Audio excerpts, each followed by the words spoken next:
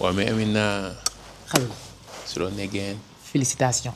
Ami félicitations à toi aussi. On l'a fait hein. Oui, on l'a fait. Le Sénégal en demi-finale. benn bi. Après un match très intense. Très intense, une 6e fois. 6e fois, oui. C'est historique, hein, une 6e finale. Une 6e 6e quart de finale, demi-finale. Hein. Une 6e demi-finale. Une 6e demi-finale. Donc, ça a été un match intense, un match décisif, un match très dur, mais on l'a fait. On l'a fait. Alhamdulillah. Alhamdulillah, la ñuy wax ah. Oui. Alhamdulillah tamit le Sénégalais yëpp wax tey benn pas laa tànn teg mu génn zone VIP ba ma su jeexee mooy maire Bambilor quoi. waaw. nee na booy nañ mës a rey nit ci terrain bi. non xam nga parce que en fait on a beaucoup raté. xëy na peut-être dinañ si ñëw. Sénégal actuellement fi mu toll. match bu ñu joué match par match. day nekk match boo xam ne nii match bu yéeme lay nekk. parce que bañ nekk contre Mali rek xam nañ ni Mali boo xoolee tey nu mu joué match am bi da see teg lépp la teg. dafa teg jeexal la woote ci match. mais man li ma gën a impressionné si match bi. si Mali sax laay wax depuis le début de la compétition. Mali boo xoolee 3 matchs contre Comores. contre Tunis ak contre Sénégal 3 rouges. rouge yi nga jàpp ne. 3 rouges en fait man c'est beaucoup ah. même boo xoolee tey si biir match yi faute yi Mali def dafa bëri. parce que contre Comores je pense que Koulibaly. seen Koulibaly bi am na rouge. y a aussi Aïdara am na rouge. aujourd'hui Bissouma. am na rouge tey aussi mu am double carton mu nekk rouge automatique. mais rouge yi moom ba jàmm la. rouge yi xam nga Maliens yi nag la ñuy tasee dañuy jaar ci ruq yi mais nag Sénégal. Sénégal ko am doon nelaw. non ko am doon nelaw fooy nelaw. doon nelaw te li ma gën a neex ci cadre bi mooy. vraiment gis naa solidarité bi. booloo nañ doon benn. gars yi ñu ngi ñaan fii. ñi ñu ngi jouer sur le terrain gars yi ñu ngi dox donner le fond en tout cas. pour ñu mën a gagner mais mais gars yi dégg nañ na. mais dégg. tey suñ booy teel nañoo entamé seen match. loolu laa doon jooy mais tey moom wax dëgg fa neex yàlla teel nañoo dugg si biir match bi. parce que on critique pas pour critiquer. am nga critique da nga koy teg si ay bases yu solides. critique yu objectif. toujours on est des journalistes même il y a des consultants yi nga xam dañu nekk à côté. chaque match bu jeexee dañuy joxe analyse. maintenant sénégalais parfois bu ñu dégg analyse yi dañuy foog ni non gars yi dañu mën a critiquer. ñu dañu mën wax l'essentiel mooy ñu gagner. même les grands championnats à chaque fois que ñuy gagner match yi. même boo nga ruy 5-0. gars yi bu ñu paree dañuy def vidéo de projection c'est-à-dire. wane les failles les tops et les flops parce que match même boo ko gagné dafa am ay détails yoo xam ne amaana bu ñu pertoon match bi si la ko gars yi di gis li la moo tax ñun bu ñu gagné suñu match aussi du ñu def lecture par rapport ak li nga xam ne moo dox ak li nga xam ne moo doxul te loolu mooy permettre entraîneur bi muy monter en puissance wax nga ko sànq gars yi déglu nañu et que match bi gis nañ ni suñu on a fait une très bonne entame de match moo waral ñu teel a dugg ci match même si on a pratiqué beaucoup d'occasions teel nañoo dugg si biir match bi ñu gis tey Pape Thiaw indi ay coppite si 11 de départ bi indi El Hadji Malick Diouf indi ki nga xamante ne mooy Iliman Ndiaye indi ki nga xamante ne mooy Habib Diallo. il l'a fait man je dis que 11 bu baax la joxe. mais aussi une bonne animation. une bonne animation de jeu xëy na dina ñëw si bii bi fu mu jógee yooyu yëpp. mais 11 li may wax rek 11 avant match la c'est quelque chose boo xam ni classement la booy teg. mais Amina mooy taxaw fii Khalil mooy taxaw fii. mais au cours du match on parle de l'animation. mais Amina animation jeu équipe nationale bi ci la quoi. mais loolu mooy football xam nga football dama koy wax tout le temps mooy li ngay duggee daw indi loolu mooy classement mais au cours du match dañuy soxla animation bal bi fan la war a jaar transition yi transmission yi les passes les courtes passes les longues passes répondeurs yi attaquants yi lan lañ war a def naka lañ war a taxawee positionnement yi ñu gis Pape Thiaw aussi wax nga ko sànq lu leer muy coppite yi nga xam ni vraiment andi na ko ci li nga xam ni moom mooy animation de jeu bi et je le félicite parce que au niveau de l'entrejeu dañu doon jouer benn pointe basse ak 2 pointes hautes mais si sortie de balle yi tantôt da nga gis Pape Gueye mooy ñëw def Gana avancé tantôt nga gis Gana nekk def sortie de balle yi tantôt nga ñëw Habib Diarra ñëw def sortie de balle yi Gana Gueye avancé. c'est ça qu'on appelle ci football animation triangulaire. boo xoolee Pape Gueye c'est un milieu de terrain offensif. et pourtant dañ koy classer comme pointe basse. à chaque fois moom ak Gana la ñuy jël teg ko mais c'est un milieu de terrain boo xam ni. dafay gis miroir te à chaque fois qu'il a l'occasion da ngay gis ni dafay saisir ses occasions avec ses frappes tey sax naroon na dugal benn bi boo xam ni biu point la mais je pense que boobu moo nekk suñ premier tir cadré ci match bi cela veut dire que pratiquement soo xoolee match bi joué nañ Sénégal moo yor domination bal bi mais domination stérile laa ko mën a waxee ñun joué nañ ba vingtième minute tir boobu noonu mooy premier tiru Sénégal si biir match bi te loolu moo xawoon indi un peu d'inquiétude si match bi moo tax supporters yu bëri xawoon tiit mais bon. maa ngi ko doon wax avant match bi. benn analyse ma doon def. mais si on arrive aujourd'hui à gérer notre première 15 minutes. c'est-à-dire de ne pas prendre de but. c'est-à-dire suñu première 15 minutes nañ ko gérer même si on marque pas on prend pas de but. on prend pas de but mais boo xoolee tey loolu. dafa nekk loo xam ne gis dañoo ne bërëd rek. gars yi franchement taxawaay baax moom animation de jeu bu baax. mais sànq rek maa ngi si waxtaan ak Ndeyas bu Seneweb mu may wax aussi lu am solo ne ma Amina seetlu woon depuis début compétition bi. à chaque fois bu ñu nee bërëd Sénégal day am occasion. chaque 20 secondes bu ñu centré seetlu woon loolu. mais tey amuñu ko de. tey am nañ ko kon bàyyi woo xel affaire yi. te dañu bërëd rek Sénégal am occasion. Habib Diallo. Habib Diallo si wax nga dëgg boobu muy kii noonu. waaw mais ñun bu ñu nee bërëd rek ñu bërëd Habib Diallo am ko si. suñu marché bi dañu koo bërëd. mais nag parfois vraiment on concrétise pas nos occasions surtout les occasions yoo xam day fraîche. occasion yoo xam ne nii franchement da nga koy am. et je pense que tey loolu mooy flop match bi. mais tey am na lu ma neex si match bi quoi côté défensif. mais complémentarité entre Kalidou Koulibaly ak Moussa Niakhaté. cela veut dire que y a un conseil avant match bi. c'est vrai que am na duo. am na solidarité. ritax na une bi jàll na. mais y avait des failles quand même. waaw man amoon nay failles. waaw y avait des failles si parfois si couverture yi. si couverture yi. heureusement tey je dis que tey su ma doon noté damay noteel ki nga xam ne moom mooy Niakhaté 7 sur 10. il a fait un bon match. je dis pas un très bon match. mais un bon match il a quoi. fait un bon match. Kalidou aussi parfois. bon il am faut na lu ñu ko doon reproché. mais tey franchement gomme na erreur yu bëri. c'est ça parce que boo xoolee match yu si bëri. day taxaw day forcer transition yi. mais tey da nga gis day ñëw ba si milieu terrain bi. à chaque fois day récupérer balle. oser ñëw ba si milieu terrain bi joxe. réplique défensive très rapide. parce que loolu lañ soxla si défenseur dem si élagement léegi mu ñëw ñu changé. loolu lañ soxla si défenseur. c'est-à-dire da ngay participer si jeu offensif bi. mais réplique bi. Réplique parce que football loolu la à chaque fois défenseur yi ñun problème bu ñu am mooy suñu réplique day yéex. tey gis nañ ni aussi réplique bi ça a été rapide. mais aussi Crépin. boo xam dafa bokk si ligne défensive il a été énorme bokk si joueurs yi nga xam ñu ëpp temps de jeu depuis le début de la CAN. moom ak Edouard Mendy. ak Idrissa Gana Gueye. Crépin man je dis que c'est l'homme de la CAN il est en train d'écrire li nga xam ne mooy histoire am. propre page am. non propre page am le quoi Crépin nekk di chaque match man je dis que man match yëpp moo nekk sama homme du match. match par match il monte en puissance. il participe sur la victoire du Sénégal. à chaque match moom tey même tey bii bi dugg duo la. xoolal fi mu jógee sànq yaa ma koy wax ci milieu terrain bi. entre moom Iliman Ndiaye. ak ki nga xam mooy Habib Diarra. parce que boobu noonu su Habib Diarra moo ñëw def sortie de balle bi ñëw devant la défense jël balle bi si Kalidou Koulibaly. mu delloo ko ñu joué si Krépin Diatta. Krépin Diatta décalé si Iliman Ndiaye Iliman paquet de défense yëpp. delloo Krépin xam nga Khalil football calcul la c'est-à-dire football mettiwul. il faut que nga pare physiquement. tactiquement calcul bi sa bopp la. tey man su ma téyee bal si couloir bi. su ma joxee ki ci milieu terrain bi Gana. man war naa mën jeu de corps joueur da koy mën. jeu de mouvement maanaam sans ballon. loolu entraîneur yi may dégg xam nañ ko. boo joxee bal bi da ngay créer espace. te boo xoolee kii di Ibrahima Mbaye. ak Iliman Ndiaye loolu la ñu mënee loolu mooy seen fort. à chaque fois bu ñu joxee bal dañuy créer espace. loolu mooy wax feinte du corps. joueur da ngay mën jeu de mouvement. mën feinte du corps. jouer sans le ballon. créer une occasion. mais yow pourtant jëloo bal bi mais yaa ngi créé occasion. parce que gis nga si bii bi Iliman moo ngi paqueté deux joueurs ñoo ñëw si moom. mu paqueté leen jox bal bi Crépin delloo ko bal bi. delloo ko loolu la ñuy wax moo tax ñu naan joueur da ngay am bëtu ginnaaw. bëtu ginnaaw mais jeu triangle bi au début. triangle bi à la ba ci fin. bi ba ci fin action bi. xam nga Iliman nag dégg ba dee. parce que bii boo koy togg. dafa am commencement am fin. gis nga booy jouer 1-2. da nga koy topp ba mu jeex tàkk.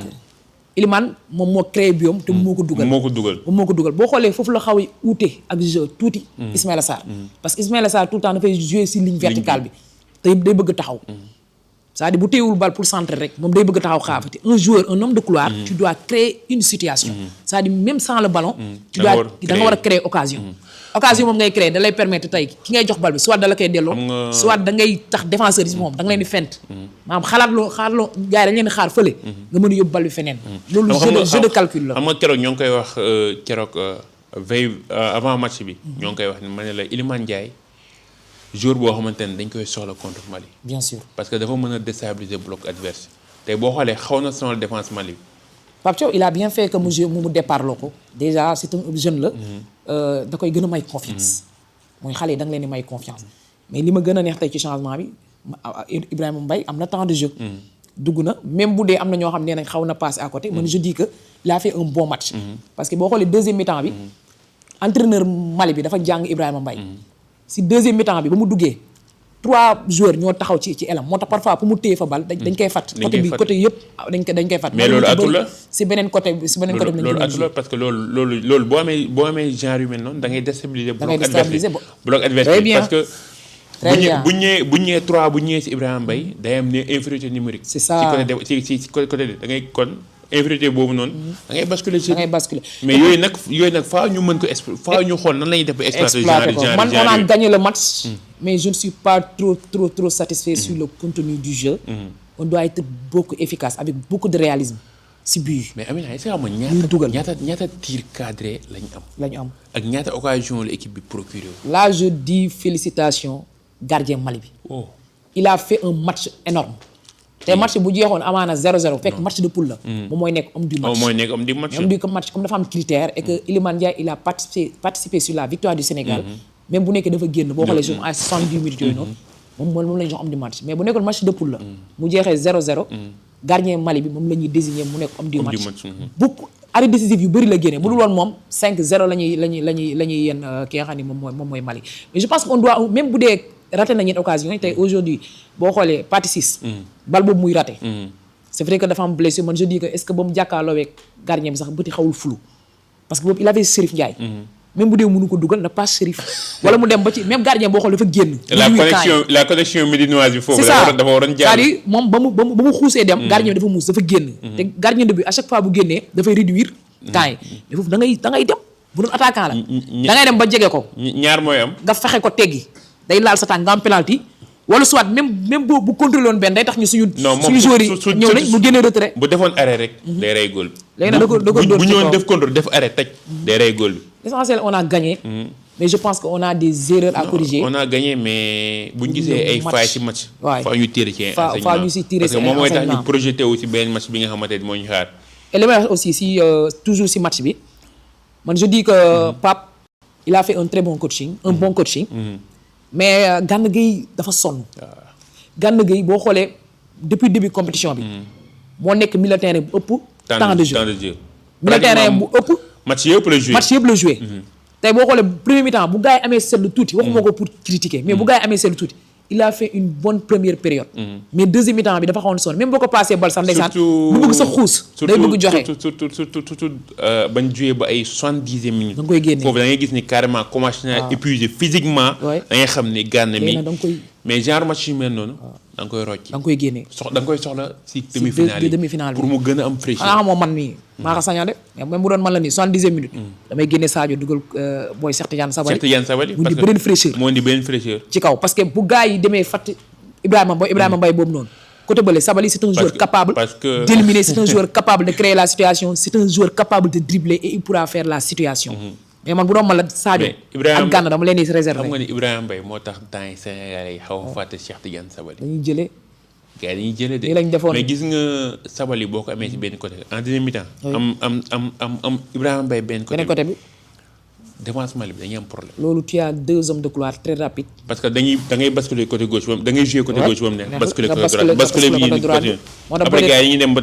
loolu laa gis nii ci changement yi Pape Thiaw xëy na peut-être ci deuxième mi-temps bi. mais comme ay cadre lañ peut-être da leen bàyyi ci terrain bi ak seen expérience. et que Sadio aussi il a fait un excellent match aujourd'hui. non il a fait gis nga bal boobu muy enveloppe. loolu bu ko dugaloon mais on dirait que non Sadio. il a préparé la CAN. Sadio bu Coupe d'Afrique bi de 6 mois. dafa xam ni maa ngi jëm Coupe d'Afrique. te critiques yi bëri na. attentes yi bëri na rek mu xam ni critiques yi bëri na. attentes yi bëri na. te gars yi dañu ko bëgg suul. mu ne attends man am na lu ma dese ci football man il faut mu wan gars yi am na lu des sama tànk il faut mu wan gars yi am na lu des sama xel. dama bokk ci cadre yi. bi mu nekk 6e CAN si je ne me trompe pas. c'est ça 6e CAN. mu ne dinaa wane waat ni Sadio Mané existe toujours sur le terrain. moo waral Sadio Mané franchement depuis début. compétition bi match par match daf lay yow da ngay yëg ni Sadio mi ngi si biir terrain. chaque match par match il monte en puissance. mais nag booy nekk si banc bi. aujourd'hui Pape Thiaw il a la chance d'avoir 2-11. mais booy nekk si banc bi. que ça soit muy Sabaly. Cheikh Tidiane Sabaly. ba si sax Ibrahima Mbaye. dama siy boole sax Iliman Ndiaye. parce que cadre yi Ismaïla Sarr si la bokk. ñooñu pour ñu gën a wane seen titularisation indiscutable je dis bien titularisation indiscutable il va falloir que ñu wane loo xam ne ni ñi fi newoon. mais ñi nekk si terrain ba léegi wane gën nañ ko wane wala waneetuñ ko. parce que hygiène de vie dafa am solo si jour. si Sadio Mané gars bu ñu dem entraînement dañ koy dem woo salle lañ koy fekk ne ko ñoo ñu dem entraînement. keroog gis nga jour yi seen day off. oui dafa dem na salle di entraîné. moom laa dafa am lu nekk si bopp bi. su paree am kineem boo xamante ni kineem boobu paree mu maase ko yaram bi ñëwaat. day ñëwaat. moo tax gis nga Sadio màggatum xel la yóbbu ko retraite yombul. modèle de réussite la gis nga modèle de réussite la. modèle de réussite ñooy joueurs yi dañoo war a copier si moom. c'est ça en plus nu muy téye groupe bi. nu muy ménager groupe bi. c'est-à-dire boo xoolee entraîneur dafa am yeneen entraîneur yoo xam ne si dañu nekk si biir terrain bi. Gana Gueye si la bokk. Sadio Mané si la bokk. Koulibaly si la bokk. dañuy gis ni tout le temps dañuy galvaniser équipe bi. mais tey am na benn image boo xam te ne xam naa échappé na. mooy wan ni solidarité bi am si au sein de l'équipe nationale du Sénégal. parce que y a un moment donné du match maa ngi gis Habib Diarra mooy woo Lamine Camara. di ko replacer waat si biir terrain bi. waaw dañuy yokkante xalaat xam nga CAN dafa am fu muy toll. solidarité da koy gagné. boo yeggee si phase quart de finale demi-finale finale. solidarité dafay gagné équipe. te que tey boo xoolee man loolu laa gis équipe bu Sénégal bi. mais attention on a gagné 1-0. mais demi-finale kan lañu war a am Égypte wala Côte d'Ivoire.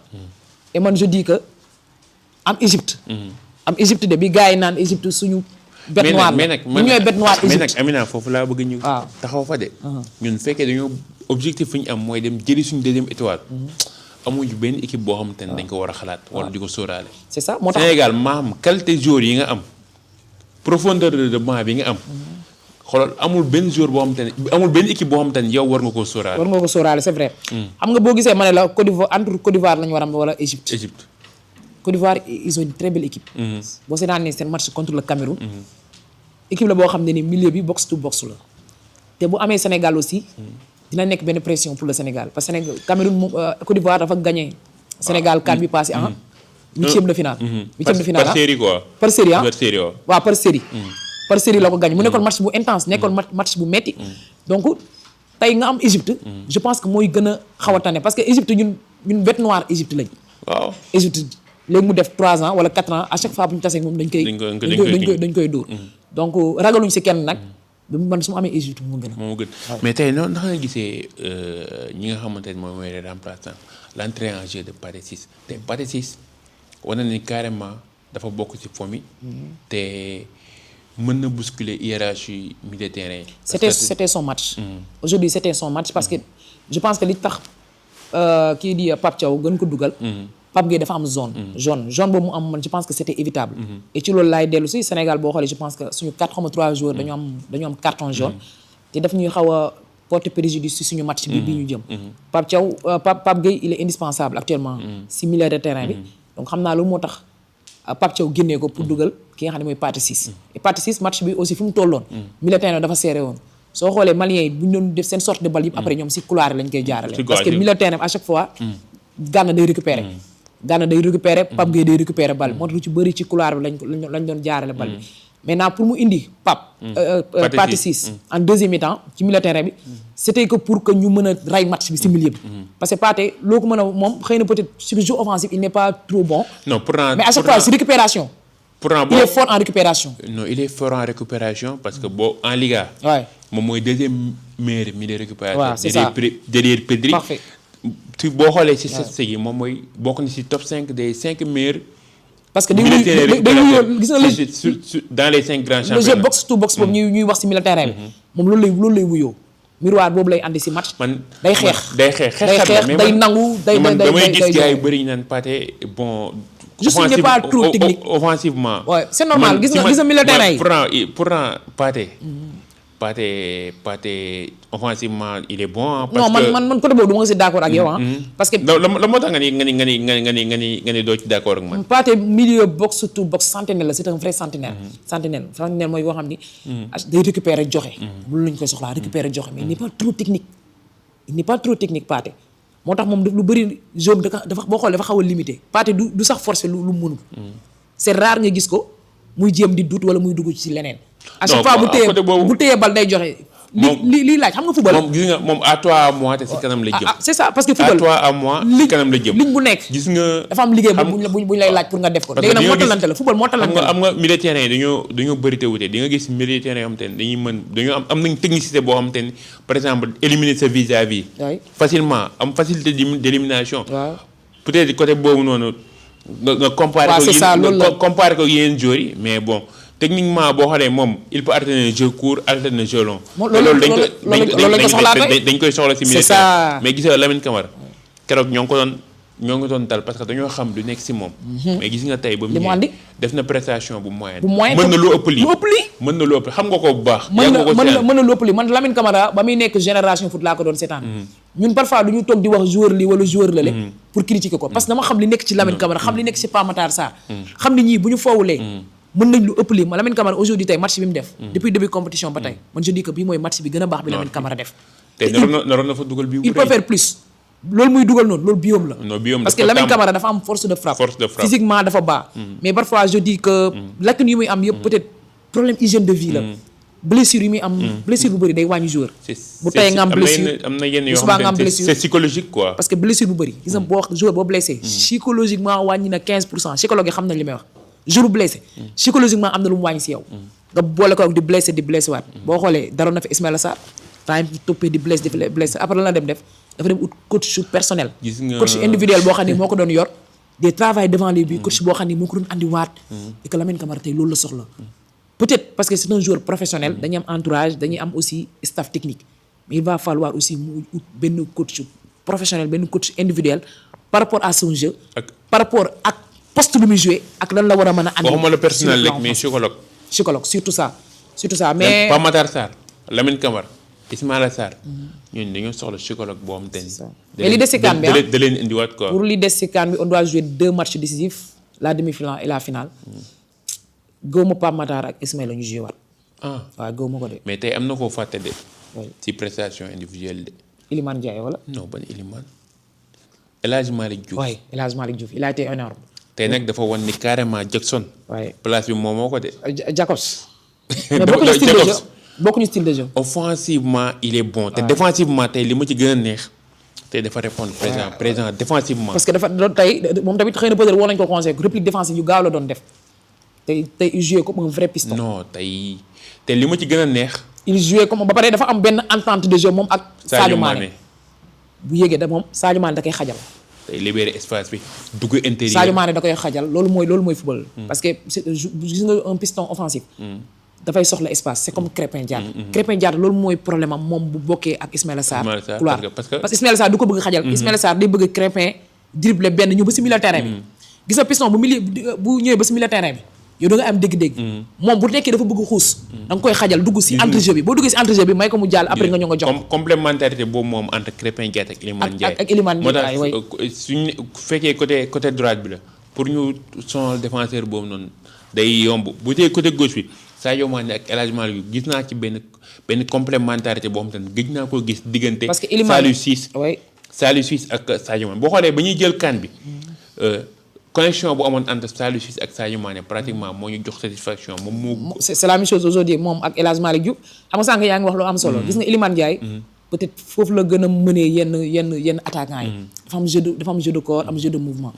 il joue avec le ballon et il joue sans ballon. mouvement sans ballon dañ la koy jàngal boo nekk école de football. yow man ma yore bal. dañ lay jàngal mouvement sans ballon. xam nga replacement. attaquant da ngay mën replacement boo yoree bal appel contre appel yooyu noonu. loolu mooy déstabiliser défenseur. mooy loolu parce que Iliman boo ko passé ba lu muy njëkk def day taxaw mimé def nii dugal droite tëf te bu mimé bu def nii ñaari option mooy am joueur bu yorul bal. mu mimé def appel ñaari affaire mu mën a am soit dafa lay jox ma il est libre. bu libre bu ñu ko tëjee déstabiliser na défenseur yooyu noonu tu vas changer de couloir. soo xoolee dana def nii. loolu mooy mimé te loolu à chaque fois bu ko defee daf koy réussir. c'est un excellent attaquant Iliman Ndiaye. donc li ma koy gën a conseillé rek. mais tey Chérif. mooy nay gaaw baax Chérif Ndiaye. Chérif Ndiaye waaw na kii waat na jàngiwaat football. mën na de waxuma mënul football de. non. mën na football. non c'est un attaquant. waaw na jàngiwaat mais c'est un attaquant. gis nga Jackson bokk na si joueurs yi ñuy critiquer mais moo dàq suñu attaquant yi football. non bokk benn différence la am moom ak Habib Diallo benn différence la am mook kii tamit même bu laay jëmën a football. benn différence la am tamit moom ak l'autre là suñu beneen attaquant bi. Habib Diallo Chérif Ndiaye. mook Chérif Ndiaye. Chérif Ndiaye ak Habib Diallo dugal lañ gën a mën. non boo xoolee mënuñu football. c'est des numéro 9. ñoom dañuy taxaw bal aérien ñu mbëkk wala soit ñu am yenn occasion yu fraîche yi. ñu reprise. wala soit nga génne retrait ñu dugal. loolu lañ ko mën ay renard de surface. ba pare dañoo mën a positionnement dans la surface dañ ko mën. dañoo xam naka lañ war a taxawee entre les deux défenseurs. maintenant boo xoolee Jackson moom joueur de couloir la. léegi joueur de couloir moom dafay mën dribbler. joueur de couloir bokkul ak numéro 9. joueur de couloir la bu ñu transformé en numéro 9. moo tax nag mu daax leen football tuuti. moo tax mënul mais nag yooyu yëpp dañ ciy tiré enseignement yi. c'est comme Krépin Diatta au début la doon football. milieu excentré. tey boo ko joué loo latéral. mais kooku da lay participer ci jeu offensif bi. parce que tu as transformé. au début benn excentré en latéral. au début nag bañ koy repositionné. Sénégalais di ñëpp doon kaasam. dafa travailler mais actuellement nii. parce que boo xoolee Aliou Cissé temps koy njëkk a joué loo en tant que latéral. club am moo ko doon njëkkee. parce que parfois entraîneur am. bu daan am manquement da daan am manquement jël Krépin Diatta joué loo ko comme piston. mu gis ni. défensivement mi ngi apporter quelque chose de moyen. maintenant dañ ko gën a retravailler. si défensivement naka la war a mën a taxawee comment il doit récupérer les ballons comment il doit faire sortir les ballons. parce que offensivement il est bon. excentré boo jël travailler ko en tant que défenseur da ngay travailler sa positionnement. ak sa réplique. parce que défenseur li ñuy gën a soxla si yow mooy boo pertee bal bi lan nga war a def. xam nga attaquant bu joueur yëpp boo pertee bal sa réplique défensive. même attaquant dañ ko soxla si yow boo pertee bal waroo taxaw. da nga war a def réplique. léegi parce que réplique boobu noonu déjà foofu noonu tu empêches l'équipe adverse à ce que mu repositionné wu. gis nga différence boobu la am entre Habib Diallo ak Nicolas Jackson. par exemple Nicolas Jackson moo gën a mën a étouffer défense adverse. que Habib Diallo. parce que Nicolas parfois day étouffer. pressing day ñëw def nii. waaw feinte du corps yi. loolu mooy football et que je pense que tey Chérif Ndiaye. loolu la war a gën a retravailler. mu benn entraîneur mu tegal ko bal tegal ko nii 2 plots. wala sax 2 défenseurs da nga ko tegal 2 défenseurs. mais am na ñoom te fi ñu toll nii. waaw non football amul kii. amul temps bi dafa yéex. da nga koy tegal 2 défenseurs da nga koy travailler bu ko travailler pendant 1 an di ko tegal 2 défenseurs. mu téye bal bi entre ñoom 2 contre 1 loolu la ñu woowee 2 contre 1. muy travailler 2 contre 1 2 défenseurs yu costaud nga teg ko mu fexe jaar seen biir taj. parce que football léegi ki la dàq dribbler. moo la dàq football il faut dribbler il faut éliminer pour créer le surnombre. non fu mu fa tollee des fois faa nga am exploit individuel. surtout tey Mali lu mu doon joué. boo xoolee benn instant premier mi-temps bi seetlu woon ne gardien bi da doon rey temps lu bëri. non si la bëggoon yóbbu Sénégal. tiro bi tey dafa loo moo tax ma doon rey temps dafa bëggoon casser rythme Sénégal. pourtant même ba ñu mënee 1-0. ba tey ñu ngi doon rey temps parce que ñoom jàpp nañ deuxième mi-temps mën nañ égaliser. mais deuxième mi-temps gis nañ après. occasion yi multiplier du côté du Sénégal après si nañ commencé di génn. man nag foofu laa amee tiit quoi. parce que tey y a un moment donné du match ñun ñoo ngi am ay occasion mais dañoo waroon rey match bi. parce que Pathé Ciss moo waroon dugal le but du grec. 2-3 buts. Pathé Ciss mooy dugal loolu. non dafa waroon dugal parce que man je dis pourquoi ma ne da koy dugal c'est vrai que c'est un joueur comme tout le monde. il rate des occasions comme tout le monde. mais il avait Chérif Ndiaye à côté. mën na ko jox connexion gardien bi génn na. gardien bi dafa génn.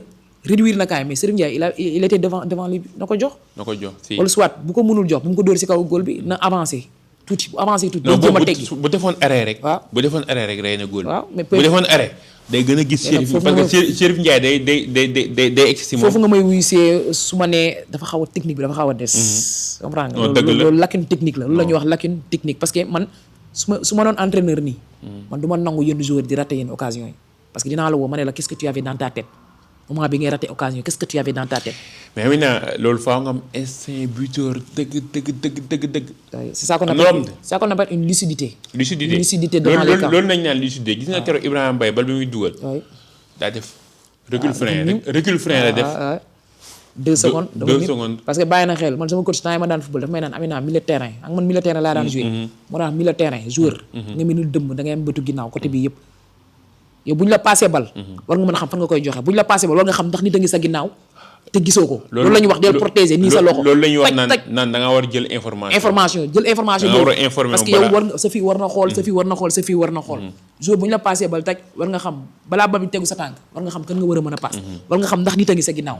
mais mënuñu la passe bal bi yegg seegul nga bëgg a tourner parfois tu peux mën nga perdre bal jour bu dul informé wu. bu dul jël information doo am instinct yooyu non mais c'est ça loolu la mais daal dans l'ensemble man tey du ma doon noter Sénégal je note vraiment 7 sur 10 avec une victoire je dis pas une victoire large c'est une victoire boo xam ne permettre nañu ñu dem demi-finale nag wax nga ko sànq bu Côte d'Ivoire ñëwee baax na bu Égypte ñëwee baax na mais Égypte ñëw ma defaral ko je pense mooy gën a yomb parce que seetaan naa Égypte match am yëpp depuis début compétition bi match am yëpp dama seetaan Égypte ren indiwul lu extraordinaire mais nag Coupe d'Afrique yëfu jinne la te équipe bi même bu ñu yorul dara bu ñu joué Sénégal dañ ciy teg seen lépp. on avance lentement mais sûrement. waaw lentement mais sûrement. maa ngi ko dem jëli suñu deuxième étoile. non dañ koy jël. non ren cette année gis nga équipe bi nga xam ne bi Sénégal yor nii. je pense que mën nañ teg le ba 4 Coupe d'Afrique d'affilée yoo xam ne Sénégal du ko parce que on a une belle équipe. am génération bu baax tey boo xoolee on a beneen joueur boo xam ne mi ngi génn booy je pense kii Diaw Mouri mooy joueur boobu jógee Amitié FC signé Liverpool. benn central Mortala c'est un joueur boo xam ne mi ngi jugee Amitié FC dem signé directement à Liverpool et di si remercier bu baax a baax le travail bi nga xam ne nii Demba Ba mi ngi koy def à Liverpool ak ki nga xam ne moom mooy Arona Ba boo xoolee Amitié aussi ñu ngi def liggéey bu am solo Amitié ñoo ngi def Sénégal Ligue 2 bi ñu def transfert bu énorme bii nii franchement je félicite toute l'équipe de Amitié FC gars yi ñoo ngi liggéey quoi. ñu ngi liggéey franchement Sénégal moom ñu ngi liggéey bu baax a baax franchement mais tey moom vraiment je suis contente de la victoire du Sénégal et je félicite Pape Thiaw félicite Pape Thiaw mi ngi ñëw nag waaw critique yëpp Pape du dara c'est juste que ñun aussi dañuy def suñu lecture de jeu et c'est un coach boo xam day déglu c'est un coach boo xam ne moom aussi après chaque match franchement day gis nañu dafay lire ay joueur am ba tax na chaque même match yi di ñëw match bu ñëw rek da nga gis dafa am ay rectification yoo xam ne daf koy def que ça soit mi si militaire si loolu nag ñu ciy et li ma gën a neex ci moom rek nga bàyyi ma daaneel foofu mooy c'est un coach boo xam ni il veut faire jouer à tout le monde même bu amee 11 ans gis nañu il fait quand même des remplaçants homogènes début compétition yi remplaçant yi mi ngi doon yéex mais gis nañu léegi mu ngi koy def à temps li ma wax rek remplaçant kenn du ko programmer kenn du ko improviser on doit le faire au cours du match mais on doit le faire avec temps si loolu rek ñuy félicité bu baax a baax ñi nga xam te mooy les superviseurs les hommes de l'ombre ku ci mel ne Souleymane Diallo coach Djibi Fall ak l'entraîneur de l'équipe nationale U20 c'est Souleymane Diallo moo yore locaux yi. waaw locaux yi. moom moo yore locaux yi yaa Serigne Saliou Dia. yaa Serigne Saliou Dia Djibi Fall ak am na benn. yaa Ousmane Diop. yaa Ousmane Diop aussi moom moo yore U15 yi moo nekk génération foot. c'est pour dire que le staff technique de la fédération c'est pas seulement ñi nekk ci banc bi. fédération dafa indi ay superviseurs. boo xoolee staff technique ñu yore U15 ñu yore U17 ñu yore U20 U23 ainsi de suite.